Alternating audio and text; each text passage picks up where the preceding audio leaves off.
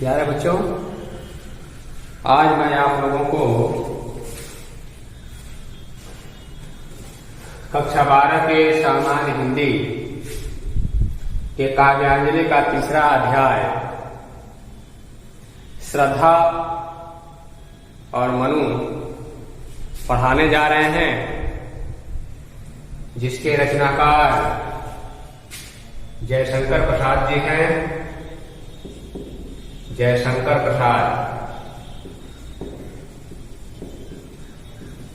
जिसके रचनाकार जयशंकर प्रसाद जी हैं, जिनके जीवनी के बारे में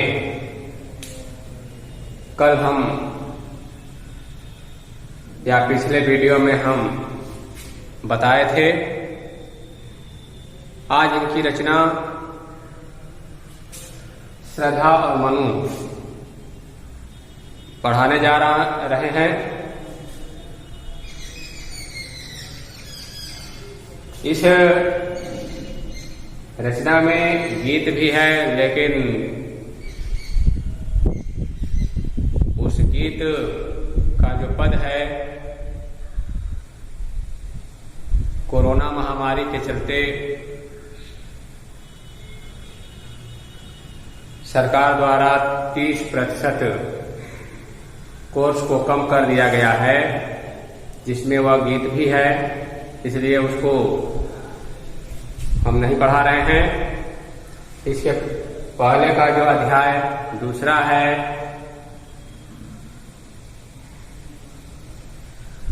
कैकेयी अनुताप, उसको नहीं पढ़ना है।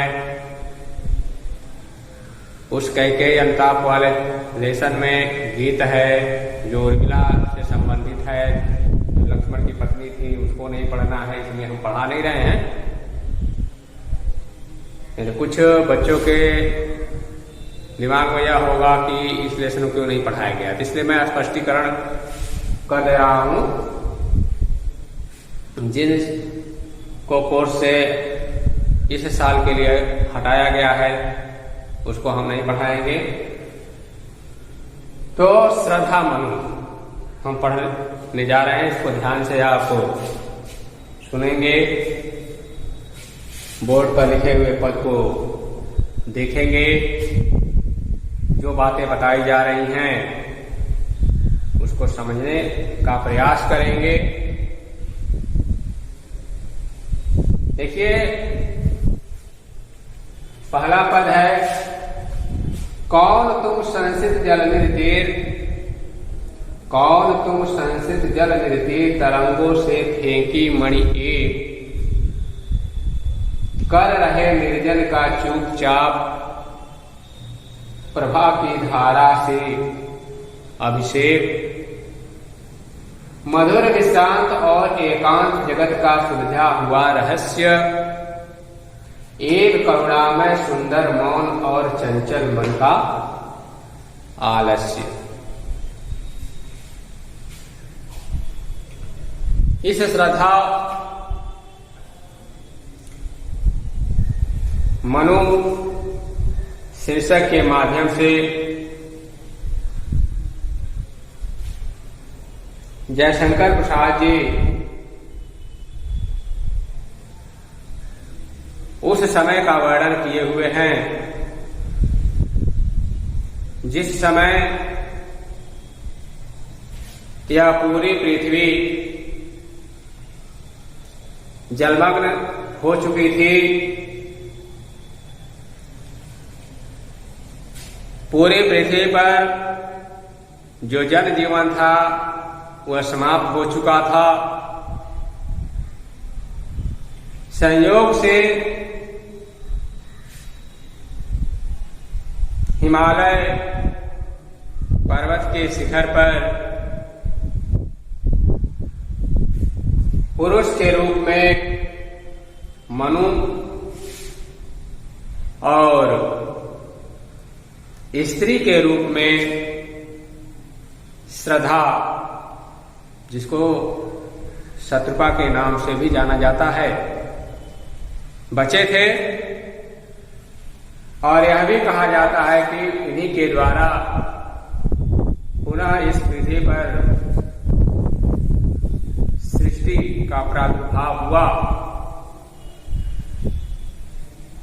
तो यहां दो अजनबी इस पद में लिखा गया है कि दोनों अजनबी हैं। पुरुष के रूप में मनु और श्रद्धा के रूप में स्त्री। जो श्रद्धा है,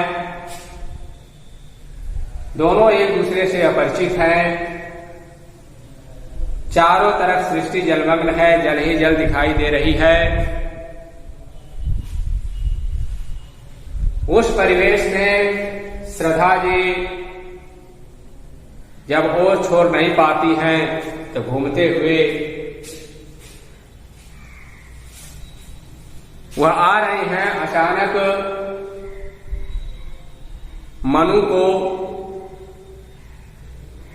एकांत वातावरण में शांत और उदास अवस्था में पाती हैं। उस समय मनु से प्रश्न पूछ रही हैं,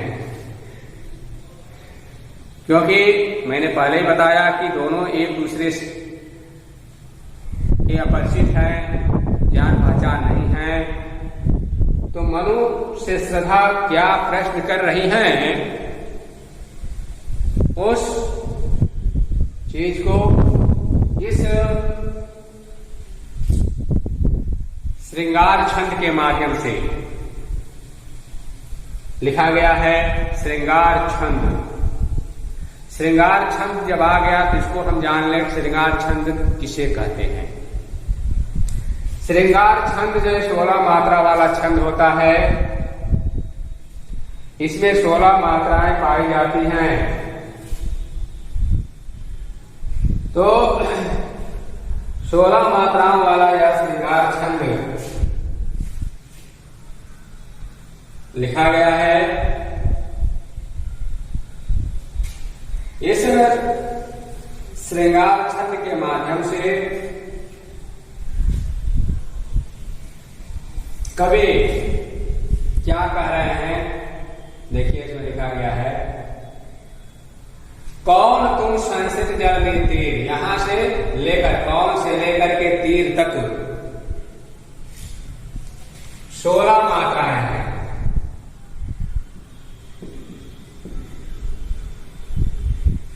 सोलह मात्राएं हैं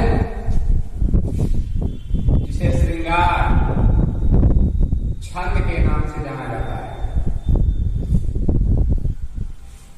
जितना भी आप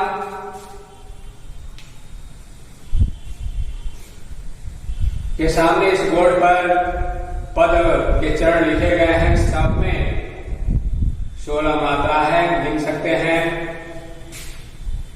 यहां से लेकर के यहां तक की 16 मात्रा, चाहे कोई भी आप पंक्ति पकड़ेंगे 16 मात्रा होगी, इसलिए इसमें श्रृंगार छंद है।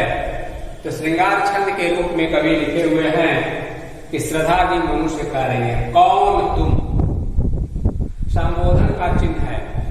किसी से जब हम प्रश्न करते हैं तो वह संबोधन संबोधित करते हैं। जब हम उसके बारे में नहीं जानते हैं, इसलिए यहां संबोधन का चिन्ह है, पहले ही लिखा गया है। कौन तुम, किसके लिए कह रही हैं, मनु के लिए कह रही है। कौन, श्रद्धा जी। संसित जल तीर, संसित विषय होता है संसार, सृष्टि या भव सागर रूपी नदी नहीं, बल्कि जल निधि समुद्र के किनारे एक साधारण सा समुद्र जिसको जल निधि कहा जाता है। लेकिन यहां संस्कृत है, संस्कृत है सृष्टि रूपी समुद्र के किनारे, संसार रूपी समुद्र के किनारे। क्योंकि मैंने पहले बता दिया है कि पूरी सृष्टि जलमग्न हो चुकी थी, चारों तरफ जल ही जल दिखाई दे रहा था। उस परिस्थिति में किनारे पर हिमालय के उच्च शिखर पर बैठे हुए उस विनाशकार या विनाशशील सृष्टि को देख रहे थे। तरंगों से, तरंग यानी हवा चलने से जो तरंगे उत्पन्न होती हैं, यानी पानी जो ऊपर नीचे होता है उसको कहते हैं तरंग। फेंकी, फेंकना, मणि यानी मोती के समान, यानी सदृश कर रहे निर्जन का चुपचाप। निर्जन कुछ होता है सुनसान यानी एकांत परिवेश। निह, इसका जब संधि विच्छेद करेंगे तो निह धन जन, नहीं मिस होता है नहीं, और जन मिस होता है लोग। जहां पर लोग न हो यानी एकांत वातावरण, अकेले, निर्जन, चुपचाप शांत मुद्रा में प्रभा की धारा से, प्रभा की धारा से अभिषेक।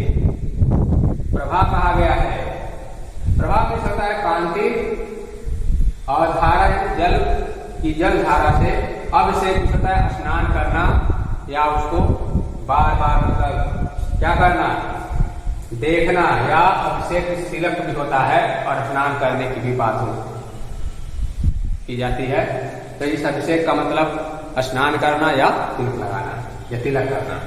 मधुर विश्रांत, मनोहर या मुलायम, विश्रांत थकान, और एकांत यानी अकेले, जगत का, संसार का, सुलझा यानी सुलझ सा गया हो, रहस्य जो कि छिपा हुआ, जिसके बारे में हमको जानकारी न हो, उसको हम कहते हैं क्या, रहस्य। थका हुआ और एकांत, संसार का सुलझा हुआ क्या, रहस्य। और एक करुणामय, करुणामय विष होता है दया से परिपूर्ण, सुंदर यानी आकर्षक, मौन विष होता है चुप या शांत, और चंचल, चंचल को मतलब एकाग्र न रहना यानी एकाग्र चित्त न रहना, इधर उधर हमेशा जो भटकने का काम करना। मन, मन को कहा गया मन कभी एक जगह नहीं रहता, इसीलिए चंचल मन का। आलस्य, आलस में होता आलस, जो कार्य नहीं करना चाहता है उसे हम कहते हैं आलसी। और आलस्य मतलब जिसके ऊपर वह कार्य न करने का लक्षण दिखाई दे रहा हो उसे कहा जाता है आलस्य। अब चलिए इसको हम शादी का बता दिए, अब इसका हम व्याख्या कर रहे हैं। करे कौन तुम संसित जल नीति, तरंगों से फेंकी मणि एक कर रहे निर्जन का चुपचाप प्रभा की धारा से अभिषेक। कवि जयशंकर प्रसाद जी लिखे हुए हैं, इस श्रृंगार छंद के माध्यम से कि श्रद्धा जी मनु को संबोधित करते हुए कह रहे कि ऐ तपस्वी, इस सृष्टि रूपी समुद्र के किनारे मानो तरंगों से या तरंगों द्वारा फेंके गए मणि के समान निर्जन यानी एकांत वातावरण में चुपचाप यानी शांत मुद्रा में प्रभा की धारा से, जल के कांतिमय धारा से अभिषेक करने वाले या उसको बार बार देखने वाले, हे तपस्वी तुम कौन हो? कौन तुम संसित जल में तीर तरंगों से फेंकी मणि एक कर रहे निर्जन का चुपचाप प्रभा की धारा से अभिषेक। कवि कह रहे हैं कि राधा जी कह रही, श्रद्धा जी कह रही हैं मनु को संबोधित करते हुए कि सृष्टि रूपी समुद्र के किनारे जल के तरंगों से फेंकी गई मणि के रूप में या मोतियों के रूप में एकांत वातावरण में शांत या चुपचाप बैठे हुए कांतिमय जलधारा को देखने वाले हे तपस्वी तुम कौन हो? यहां से यहां तक अर्थ हो गया। अब आगे है मधुर, मधुर विश्रांत और एकांत जगत का सुलझा हुआ रहस्य, एक करुणामय सुंदर मौन और चंचल मन का आलस्य। आगे श्रद्धा जी मनु को संबोधित करते हुए कह रहे हैं मधुर विश्रांत, मधुर थकान और एकांत यानी अकेले जगत का सुलझा हुआ रहस्य, इस संसार के सुलझे हुए रहस्य के समान या सदृश एक करुणामय सुंदर मौन, एक दया से युक्त सुंदर दिखने वाले, चुपचाप रहने वाले और चंचल मन का आलस्य, सदैव गतिशील या चंचल रहने वाला जो मन है, वह मन अलसाया हुआ प्रतीत हो रहा है। उस अलसाए हुए मन को दिखाई देने वाले या अलसाए हुए मन वाले हे तपस्वी, आप कौन हैं? यानी कह रहे हैं कि तुमको देख करके, हे तपस्वी, तुमको देख करके तुम्हारे अंदर थकान महसूस हो रही है, तुम थके हुए हो, एकांत अकेले बैठे हुए हो, जिसको देख करके ऐसा लग रहा जैसे कि तुम इस संसार के सुलझे हुए रहस्य के समान हो। तुम्हारे चेहरे पर दया दिख रही है, तुम्हारा सुंदर चेहरा मौन यानी शांत है, और सदा चंचल रहने वाला जो मन है वह भी अलसाया हुआ प्रतीत हो रहा है। इसलिए हे तपस्वी, आप कौन हो? यानी मनु से श्रद्धा जी उनका परिचय पूछ रही है। ये रहा पहले पद का अर्थ और व्याख्या। काव्य सौंदर्य की बात कही जाए तो काव्य सौंदर्य में रस है, रस की बात कही जाए तो इसमें है संयोग श्रृंगार, संयोग श्रृंगार रस है, छंद है श्रृंगार, छंद जो 16 मात्राओं वाला है। अलंकार की बात कही जाए तो इसमें अलंकार है अनुप्रास,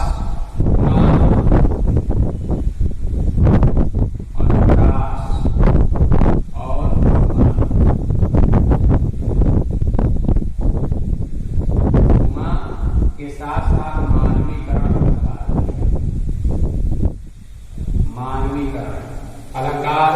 भाषा की बात कही जाए तो खरी भाषा है, खरी बोली में लिखी गई।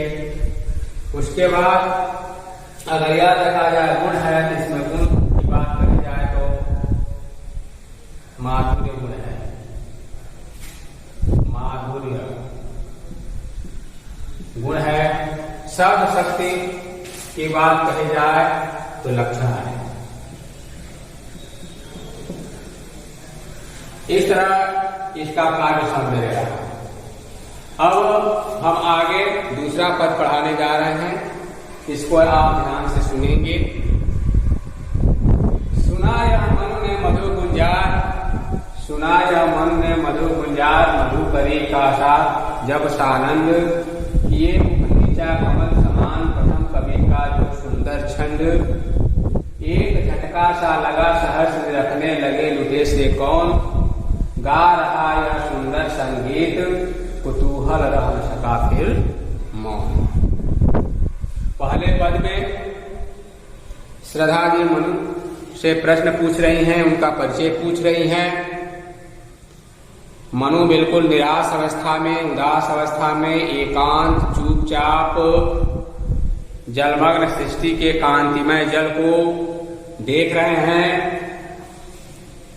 उस समय जब ये प्रश्न पूछ रहे हैं तो आगे सदा के आवाज मनु के कान तक जाती है, तो मनु क्या अनुभव कर रहे हैं, उनको किस प्रकार का एहसास हो रहा है, उस दृश्य को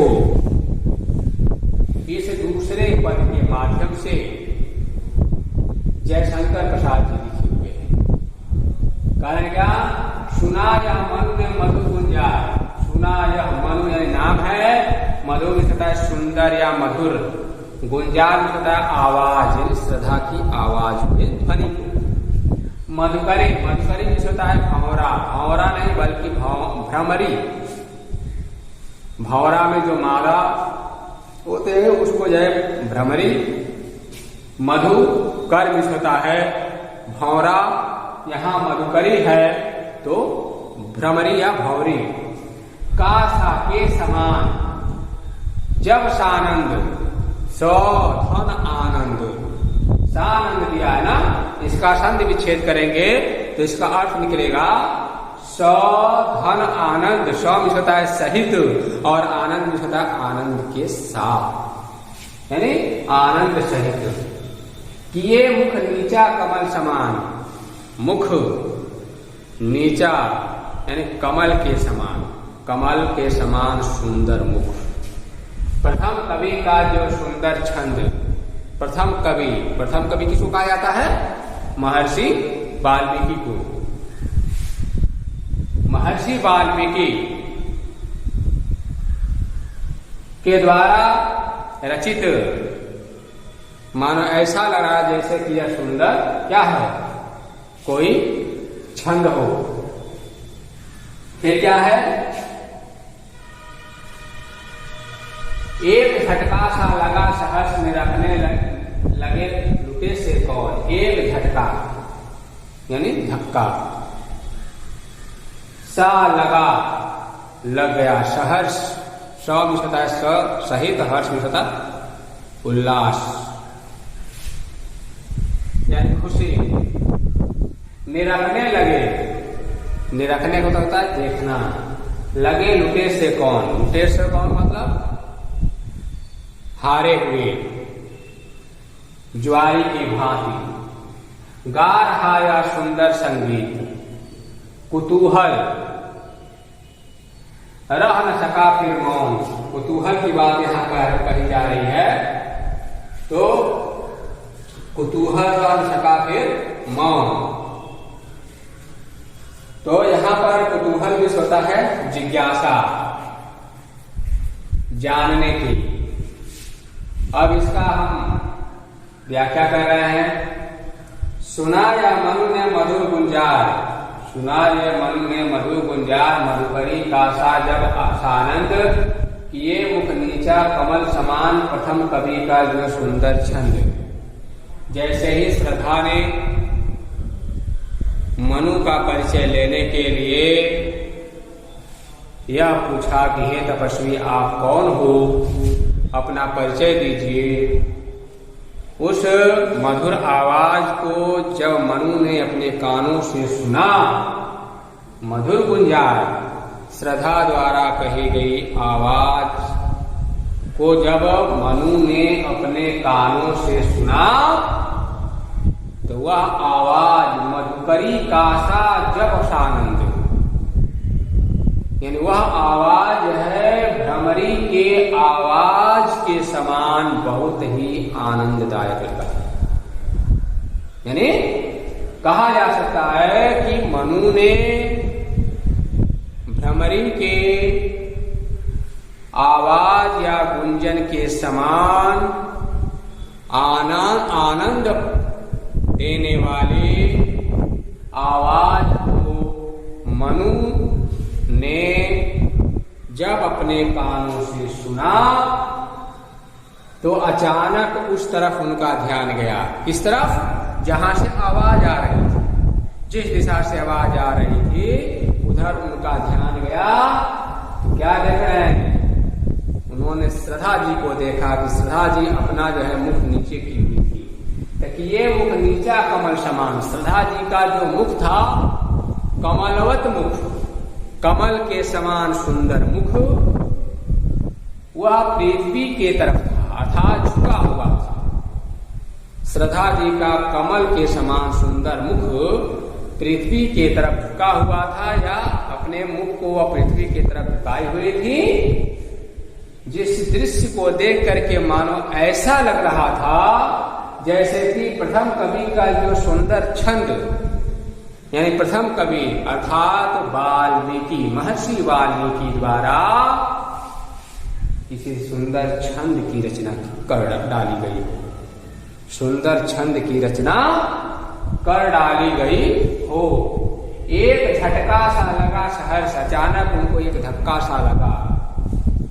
सहर्ष, हर्षो उल्लासित यानी खुशी मन के साथ निरखने लगे लुटे से कौन, यानी वह खुशी मन से देखने लगे कि लुटे से कौन, लुटे हुए ज्वारी की भांति कौन जो है देख रहा या गा रहा है, गा रहा या सुंदर संगीत, कौन यह जो है कि इस निर्जन प्रदेश में अपने मुख द्वारा सुंदर संगीत को गुनगुना रहा है यानी गा रहा है। कुतूहल रह न सका फिर मौन, आगे जयशंकर प्रसाद जी लिखे हुए हैं कि मनु का जो मन शांत हो चुका था, वह मन कुतूहल रह न सका फिर मौन, यानी वह चुप नहीं रह सका, मौन नहीं रह सका, बल्कि उस सुंदर संगीत को सुन करके उनका मन उसके बारे में जानने की जिज्ञासा प्रकट करने लगा। तो में देखें, सुनाया मनु ने मधु गुंजार मधुकरी कासा, जब आनंद मुक्त किए मुख नीचा कमल समान, प्रथम कवि का जो सुंदर छंद एक झटका सा लगा सहर्ष निरखने लगे लुटे से कौन, गा रहा या सुंदर संगीत कुतूहल रह न सका फिर मौन। इस दूसरे पद के माध्यम से जयशंकर प्रसाद जी लिखे हुए हैं कि जैसे ही श्रद्धा जी मनु का परिचय पूछते हुए उनसे कह रहे हैं कि आप कौन हैं,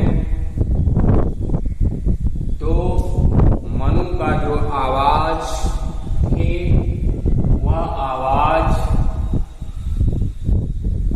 मधुकरी यानी भौरी के समान आनंद देने वाली वह आवाज थी। तो उसको कवि लिखे हुए हैं कि भ्रमरी के समान मन को आनंदित करने वाली आवाज को जब मनु ने श्रद्धा के इस सुंदर या मधुर आवाज को अपने कानों से सुना, तो उसके बाद उनका ध्यान श्रद्धा के तरफ गया। तो देखते हैं कि श्रद्धा जी अपना कमल के समान सुंदर मुख को नीचे की हुई थी, पृथ्वी के तरफ झुकाई हुई थी, जिसको देख करके मानो ऐसा लग रहा था जैसे कि यह वाल्मीकि द्वारा रचित प्रथम छंद हो, जिसकी रचना यहाँ दिखाई दे रही हो। अचानक मनु को एक धक्का सा लगा और उनका मन अति हर्षातिरेक यानी अत्यंत हर्ष के साथ या उल्लास के साथ देखने लगा चारों तरफ कि लुटे हुए ज्वारी की भांति कौन है इस निर्जन प्रदेश में जो इतना सुंदर संगीत गुनगुना रहा यानी गा रहा है। लंबे समय से उनका अलसाया हुआ मन, शांत रहने वाला मन अचानक कुतूहल करने लगा, अर्थात इस वस्तु इसके बारे में जानने के लिए जिज्ञासा प्रकट करने लगा। और जिज्ञासा प्रकट करते हुए वह मन क्या हो गया, मौन न रह करके बल्कि वह चंचल हो गया यानी सक्रिय हो गया। ये रहा आपका दूसरा पद, जिसका शब्द का अर्थ और व्याख्या हुआ। अब यहाँ काव्य सौंदर्य की बात कही जाए तो काव्य सौंदर्य में रस श्रृंगार का संयोग श्रृंगार है, संयोग श्रृंगार, छंद श्रृंगार छंद है, अलंकार उपमा और उत्प्रेक्षा। उपमा और उत्प्रेक्षालंकार की छटा इसमें दर्शनी है। भाषा की बात कही जाए तो खड़ी बोली है। गुण की बात कही जाए तो प्रसाद गुण है, माधुर्य गुण। और शब्द शक्ति की बात कही जाए तो अभिधा और लक्षण शब्द शक्ति है। अब हम इसमें देखते हैं कि कैसे यह है। रस इसमें संयोग श्रृंगार क्यों है, इसका स्पष्टीकरण कर लेते हैं। संयोग श्रृंगार, श्रृंगार के जो एक दो पक्ष होते हैं।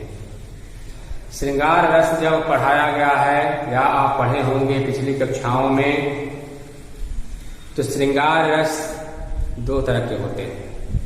एक होता है संयोग श्रृंगार और एक होता है वियोग श्रृंगार। संयोग श्रृंगार का मतलब यह है जहां पर प्रेमी और प्रेमिका एक दूसरे से बातचीत कर रहे हो, जहां उनके मिलन दशा का वर्णन किया गया हो, वहां पर संयोग श्रृंगार होता है।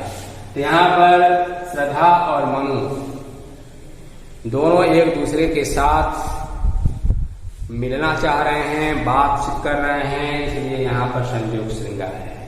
वियोग श्रृंगार वहां होता है जहां बिछड़ने की बात होती है, जैसा कि इसके पहले का या पिछला अध्याय जो पढ़ाया गया पवन दूत का, उसमें वियोग श्रृंगार ही था, क्योंकि प्रेमी और प्रेमिका दोनों अलग अलग थे। इसलिए इसमें रस है कौन सा, श्रृंगार। कौन, संयोग श्रृंगार। छंद की बात करी जाए तो मैंने आपसे कहा ना, श्रृंगार छंद है। इसमें जितने भी चरण आपको दिखाई दे रहे हैं, लिखे गए हैं, उन चरणों में 16-16 मात्राएं हैं। आप मात्रा की गिनती भी कर सकते हो, जैसे 1, 2 यानी 3, 4, 5, 6, 7, 8, 9, 10, 11,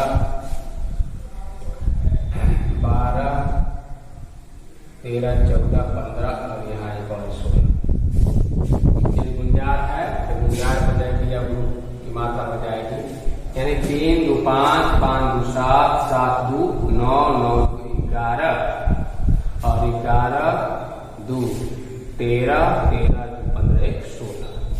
सब चरणों में आप देखेंगे तो ऐसा ही देखने को मिलेगा। तो इस तरह जो 16 मात्राएं हैं, इनकी गणना जब करेंगे तो 16 मात्रा मिल रही है। तो जो भी रचना ऊपर से नीचे तक इस पद की है, श्रद्धा मनु जो लिखा गया है जयशंकर प्रसाद जी के द्वारा, उन सब में 16-16 मात्राओं वाला श्रृंगार छंद पाया जा रहा है, इसलिए छंद इसमें है श्रृंगार।